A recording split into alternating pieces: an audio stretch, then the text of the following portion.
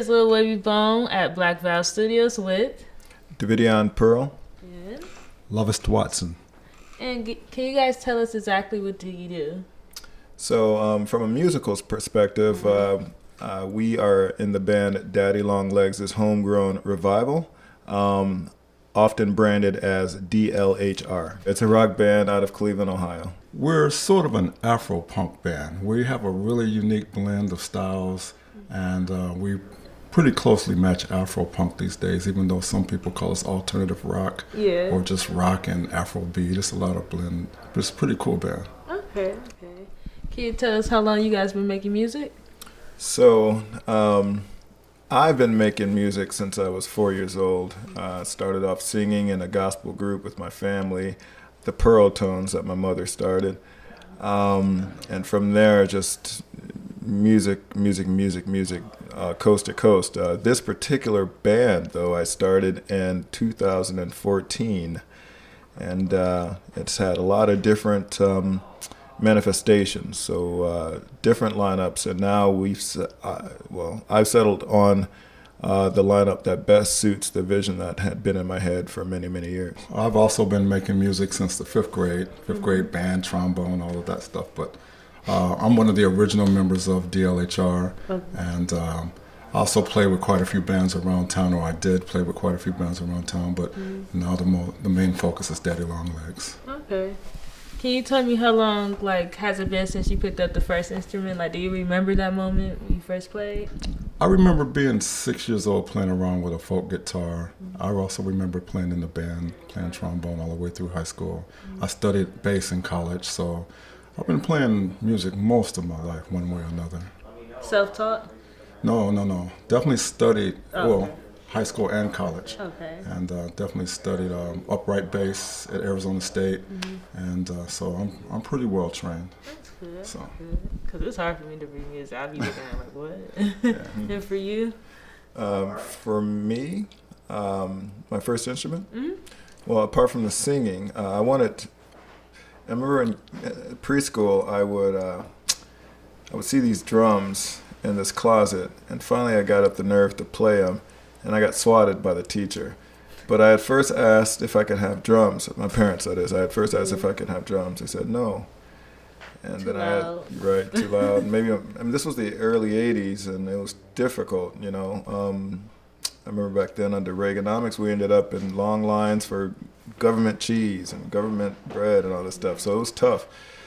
But and then I asked for a guitar, and after many years of asking my father and waiting, I would wait when my father would pull in the driveway just to see if maybe he was bringing home a surprise for me. Never happened until one day he asked me what I wanted. He managed to scrape up enough money to get me one of two things. He said, you can have a saxophone or you can have an Atari. And back then everyone had Atari. Well, not everyone had Ataris, but whoever had the Atari, that's where the congregation was. That was social media back then. You could see everyone's bikes in the front yard. Okay, they're over at so-and-so's playing Atari or basketball in the backyard. That was our social media. So I looked at him, and he had instilled a lot of business principles in me at that point, and I was about maybe 11 years old. And I said, well, I can't make a living one day with the Atari, but perhaps I can with the saxophone. I probably didn't use the word perhaps. I mean, it wasn't that advanced as 11. Perhaps I can. No, but so I went for the saxophone and never looked back, really. Yeah. And stayed there. I would have gotten the Atari. I do play the drums as well. I ended up picking up the drums 3 years later. So I do. Were you play the drums as self-taught? well. On the drums, yeah. I self-taught myself drums the same way I self-taught myself stick shift. The same principle applies. I was sitting in a chair and I was kind of you know how you air guitar, but I was air drumming and air shifting. So I started air shifting in the chair watching TV, right? It's so if I engage the clutch here, that neutralize it to shift here, and then I finally did the test and I passed it. Same with drums. It's similar in principle. Like with the hi-hat, the foot is independent of the kick drum. I mean, you have a lot of independence going on, right? Right. So I did self-teach myself that. Saxophone, no. Trying to self-teach yourself a sax is very, very daunting. How long did it take you for you to get the hang of it? Of the saxophone? Yeah. I'm still in that process. I mean, Pat Metheny, anyone will tell you that they're still seeking. They're still, chasing the muse, and they're lucky enough to. They're lucky to even touch her hem, So it keeps you moving forward. But when I first hit my first note, I'll talk about that. Okay, right? We can talk about this. When I hit my first note, my brother had taught me because he was a sax player. He hit the first note and it just rang. It was the most lovely thing. It was kind of like the feeling when I first squared off on a baseball and it went sailing over this tree and disappeared into the sun, the setting sun at the time. And I just felt like I hit that. I feel like it's still sailing in my imagination. Mm-hmm. Of course, I'm running the bases. I look around and it went into the tree and fell down. But in my poetic Shakespearean mind, I'm like, it's still sailing off into the sunset. But it was like the same feeling, that nice, when you first hit that good square, when you hit that first note, that tone, there's something chakric about it. So that was probably about 3 months into squeaking and squeaking and squeaking, 1986, summertime. I know it was a hot time. So I had a similar experience with the trombone in grade school. You sit there and you just blow crazy notes until one day you get control of it. Mm-hmm. So it took a while. Probably took a good year of just playing lots of trombone. And didn't that feel good? Express that feeling for a minute. I still miss it right now. Yeah. I don't play trombone anymore, but it was fun. I enjoyed it. It's a great instrument. So. All right. So, how do you guys incorporate each of you guys' sounds into your music with your band?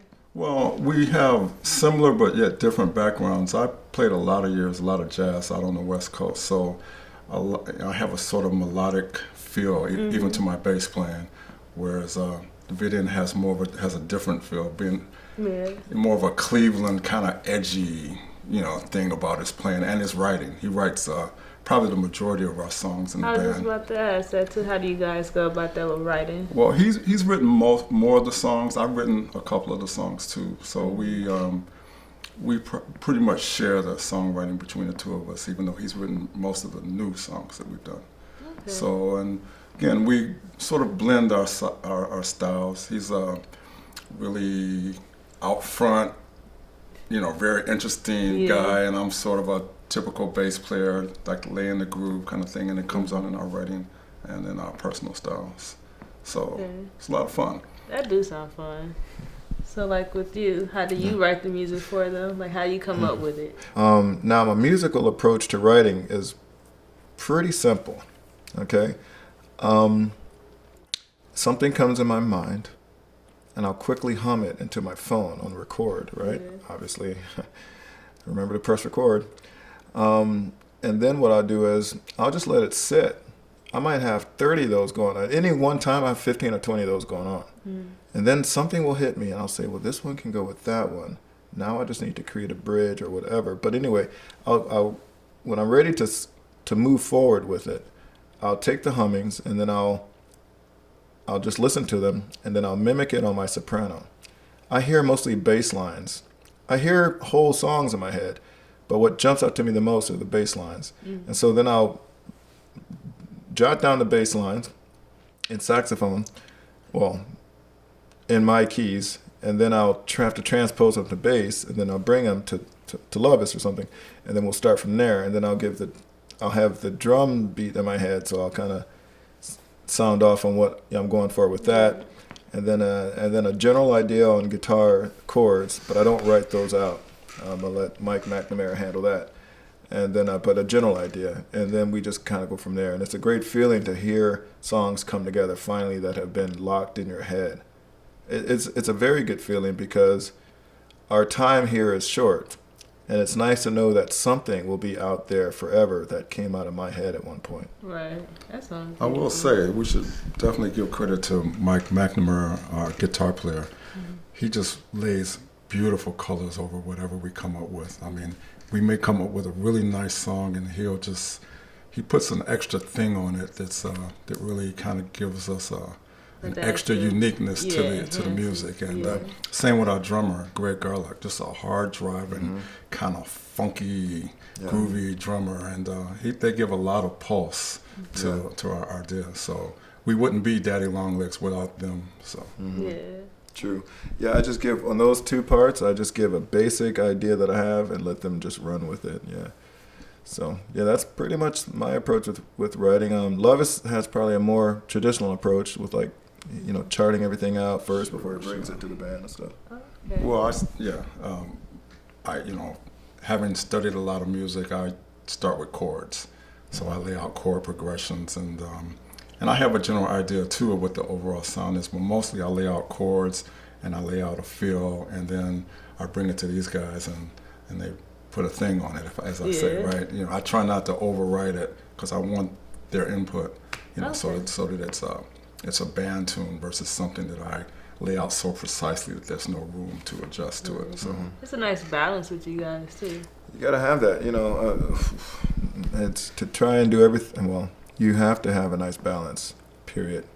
An equilibrium in your body, an equilibrium with how we work within this earth and treat the earth. I mean, everything is about balance. Even when it seems out of sorts and chaotic, it's just the universe readjusting itself. So, or our body's readjusting itself. So it comes down to that, and the egos of which you work with is a big part of that.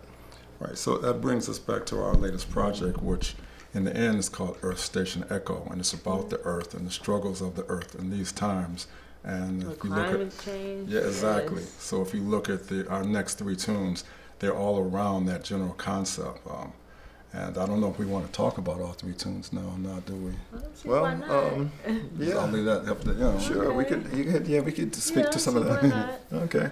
Well, the first tune that's gonna be released on 420 is called Battlefield Green, and Battlefield Green is about essentially the alignment we really need to have with decriminalizing and the legalization of marijuana. Yeah. Okay. You take Colorado, for example. In the first 3 months of its legalization, they were able to take in more tax revenue than all the other tax sources combined. So we want those bridges, we want those schools, we want those roads and whatnot. There's a great way of going about it, and it's through the decriminalization of marijuana, which was here millions of years before us. It will be here millions of years after us. So, in fact, the framers of the Constitution even partook. So it's just one of those things where we kind of need to get back to what was working, and not listen to overtures of DuPont, Nylon, and other companies that preach so highly against it that it became our newly defined pop culture. But that's changing. So that's Battlefield Green, because we're still in a battlefield with it. Mm-hmm. The one that come out after that one will be called Monarch. Monarch is written in response to this global climate crisis. Let's not be mistaken here. It's not an issue. It's not up for debate. This is a crisis. Yeah. And we have to act on this crisis. So I call it Monarch because of the subtle changes that aren't so subtle to the sensitive caretaker of this earth. But like the flight patterns of the monarch butterfly and the bumblebee or the honeybees and so forth, the flight migrational patterns of many species are starting to change based on the climate and so forth. And climate change is what grows and what grows where, and things that pollinate are affected by that. And so Monarch was written in response to that. And then after that, song Children at the Border will be released in a few months. And you can guess what that is about. Yeah. I'm also a travel writer, so I went down to El Salvador to get a story for myself of what's going on with asylum seekers and the gang-related violence that leads to their asylum seeking here at the Mexican border.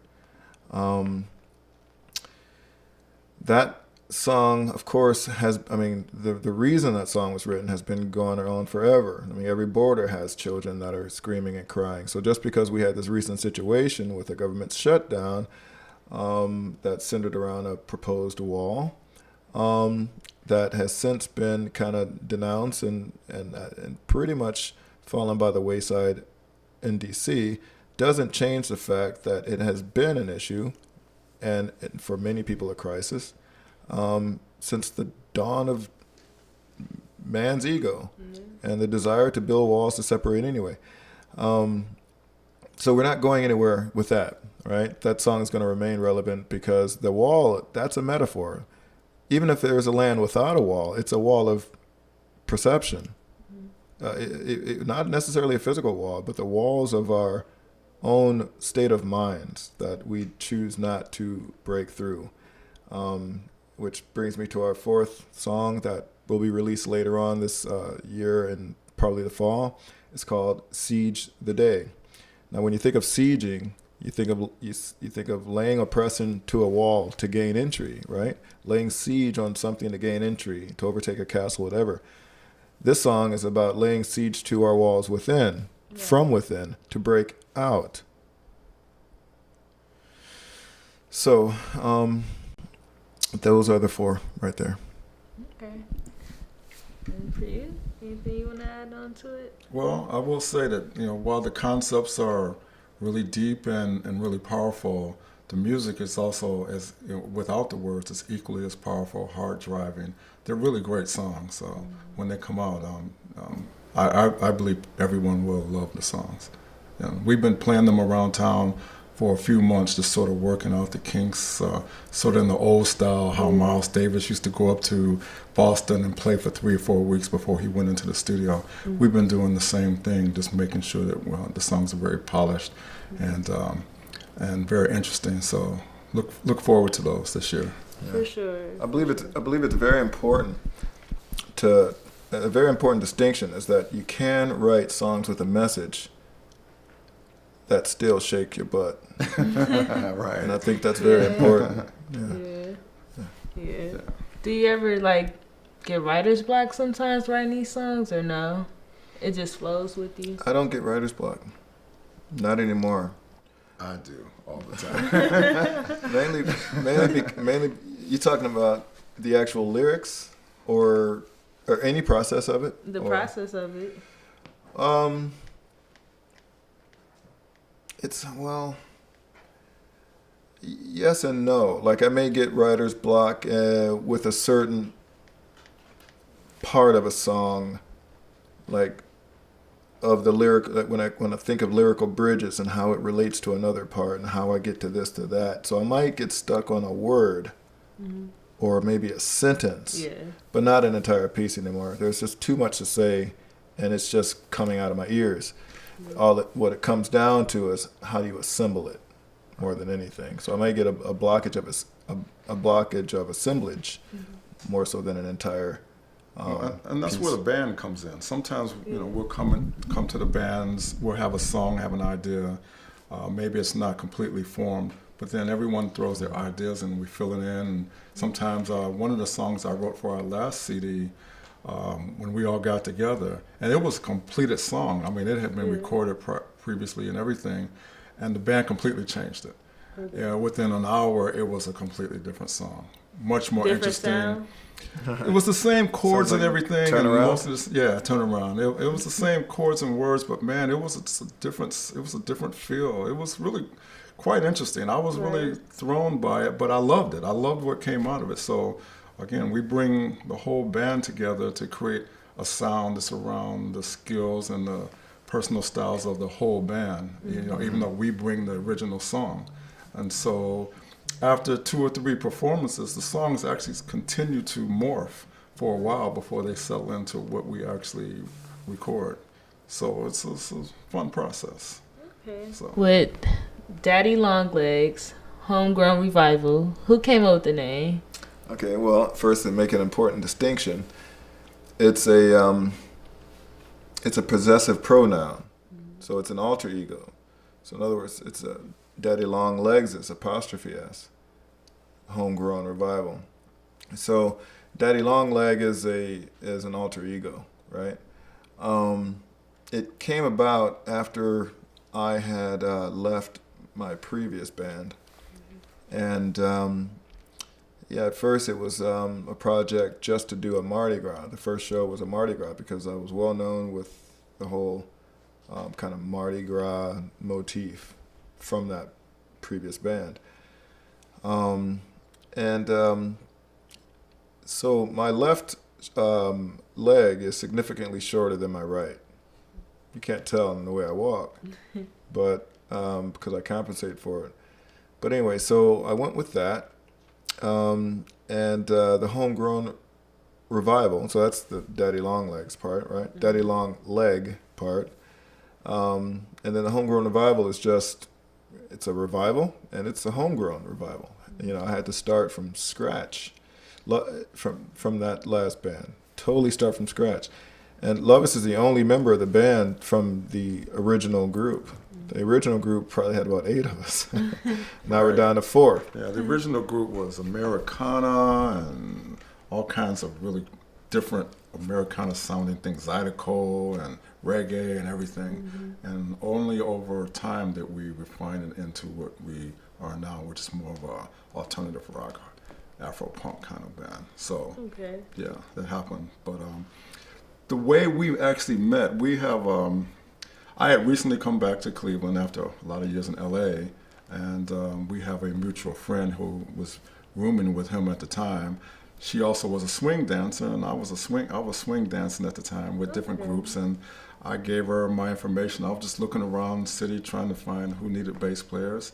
She told him, he contacted me, I showed up at one of his gigs, and the rest is history. So, you know, he immediately seemed to like the way I played, and I liked his style, and when he had that opportunity, he called me up, and we went from there. Okay. So, just the timing was right on everything. All right. What was your first impression of each other?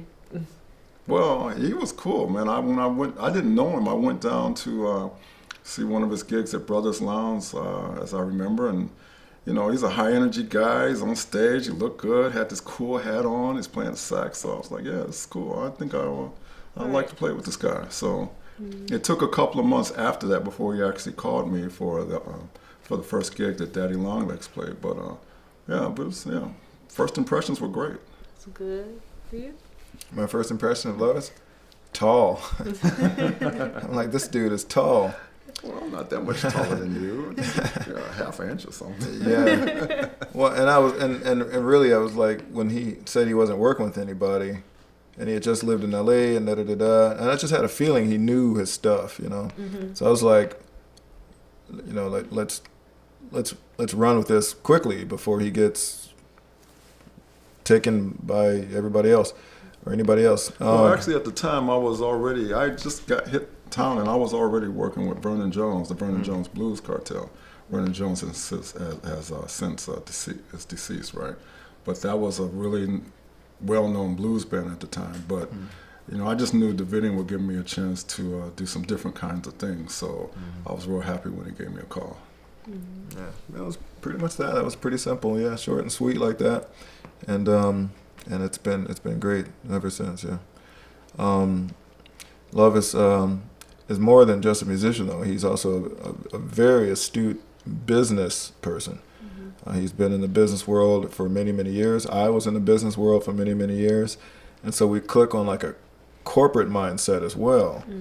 So we work in that, we work from that baseline on the project, in the music itself, because like James Brown put it, the music business is 25% music, 75% business. There's a lot of behind the scenes stuff that has to fall into place for any serious group to achieve the goals that they seek. So, you know, we have our business meetings, like conferences once or twice a week, as best we can, and decide and just discuss, you know, just brainstorm ideas and where are we at on this, where are we at on that, and just all kinds of solid business principles that we have to bring to this to make it work. So he's actually a partner in this, an actual business partner in the LLC, in the band that's under one of my LLCs. Yeah, but the business side has been fascinating to me. Yeah, I was in marketing and technical marketing for a lot of years, and but the business part and the use of social media in the music business now is just absolutely fascinating. If you're not on Instagram, if you're not on Spotify, Apple Music, Facebook, trendy websites of influencers, you just can't really cut through the noise. There's so many people, so many great artists in the country right now, in the world, that you really have to bring something special, and you have to introduce it to the world through social media.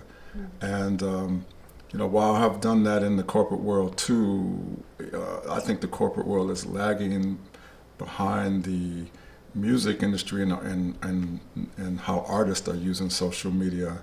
And so I've been just absolutely obsessed with it for the last couple of years. Learning social media and learning how to use social media, and using Daddy Longleg's Homegrown Revival as my vehicle for learning social media. So anytime I can talk to anyone, anytime I can try a new website, put our information out on new websites, I think it's absolutely fantastic. Okay, where can anyone find you guys' music located on? Well, right now you can find us you can find us pretty much everywhere. Our YouTube page, DLHR, you can go there to find our music. You can find us on Spotify, and I would ask that people, when they see us on Spotify or YouTube, that they subscribe or they follow us, please. Yeah. But we're also everywhere. We're on Apple Music. We're on almost everywhere except Pandora. So anywhere you can find music, you can find us. Okay. We don't know why we're not on Pandora yet, if they're listening. Right. But we are working on that one too. So hopefully this next set of singles that we put out over this year and an EP by the end of the year will have even greater exposure than what we had on our last one. And our last one got pretty good exposure. We had something around 30,000 plays in the first couple of weeks of its release. So that's really good. So it's not bad. It's not great. It's not like some of the super bands in the world, but we're working our way there. Yeah, it's not bad. As long as you guys have a listener. I mean, that's all that really matters. Well, we have to get more than one. We all have our mom, I guess. No. Yeah. Well, my mom hasn't heard it yet. Thank you for watching at Black Veil Studios. This is Lil Wavy Bone with Daddy Longleg Homegrown Revival. Davidian Pearl. Lovest Watson. Thank you for watching, and please make sure you guys listen to their music. Goodbye.